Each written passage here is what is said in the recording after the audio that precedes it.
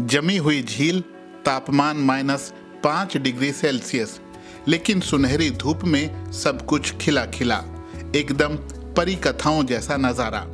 राजनीति शायद आखिरी चीज होगी जिसका ख्याल आपको यहां आए, लेकिन स्टाउजे झील के किनारे स्थित बेला विस्ता रेस्तरां के मालिक जतिंदर को कभी कभी ये ख्याल आता है। जर्मनी के जिस हिस्से में वो रहते हैं, यहाँ धुर दक्षिणपंथी पार्टी AfD काफी मजबूत है, जो जर्मनी में रहने वाली विदेशी और विदेशी मूल के लोगों को लेकर बहुत सख्त मानी जाती है। हालांकि जतिंदर को अभी तक कोई खराब अनुभव नहीं हुए, लेकिन ये बात थोड़ा असहज तो जरूर करती है।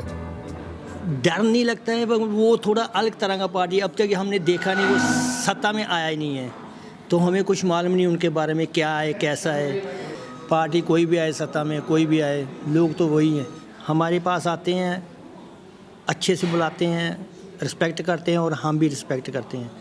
तो जर्मनों से हमें तो आज तक मुझे तो आज तक भी कोई प्रॉब्लम नहीं है। जतिंदर सिंह के रेस्तरां से करीब 20 किलोमीटर दूर जर्मन राज्य थुरिंजिया की राजधानी एयरफुर्ट का सिटी सेंटर है। जिन राज्यों में AfD सबसे मजबूत है, थुरिंजिया भी उन्हीं में से एक है। 23 फरवरी को होने वाले आम चुनावों में उसे यहां से अच्छा समर्थन मिलने की उम्मीद है। पिछले साल थुरिंजिया में विधानसभा चुनाव हुए, जिनमें AfD सबसे बड़ी पार्टी बनी।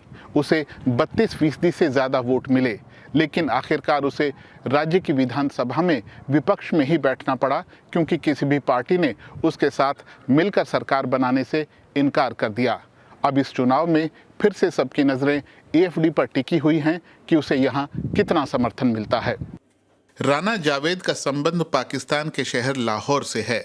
अब वो कई बरस से जर्मनी में रह रहे हैं और एयरफुर्ट के सिटी सेंटर में एक जनरल स्टोर चलाते हैं। वो कहते हैं कि आगामी चुनावों में बहुत सारे जर्मन लोगों के लिए माइग्रेशन एक बड़ा मुद्दा है, लेकिन उनकी नज़र में सबसे ज़रूरी है कि बढ़ती महंगाई पर लगाम लगे। महंगाई का मेन इशू है यहाँ पे, तो ये है कि अब इसमें देखते हैं कि अब नए इसमें इलेक्शन में क्या होता है, कौन सी पार्टी आती है इलेक्शन के लिए, क्या बेहतर समझती है, क्या महंगाई कम हो, तो इसमें कुछ बेहतर इशू हो लोगों के लिए, क्योंकि महंगाई ज़्यादा है, ज़्यादा गैर मुल्की हैं, तो उसी वजह से जर्मनों को भी इशू हो रहा है।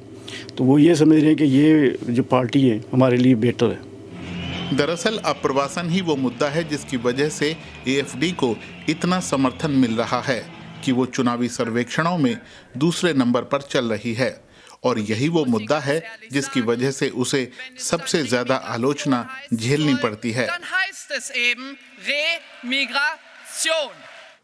गुरजीत सिंह ने 2018 में अपना पहला रेस्तरां शुरू किया और अब उनके पास कुल 4 रेस्तरां हैं।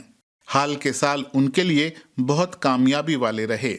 इसी दौरान उन्होंने AfD पार्टी का उभार भी देखा, लेकिन वो इससे ज्यादा परेशान नहीं दिखते।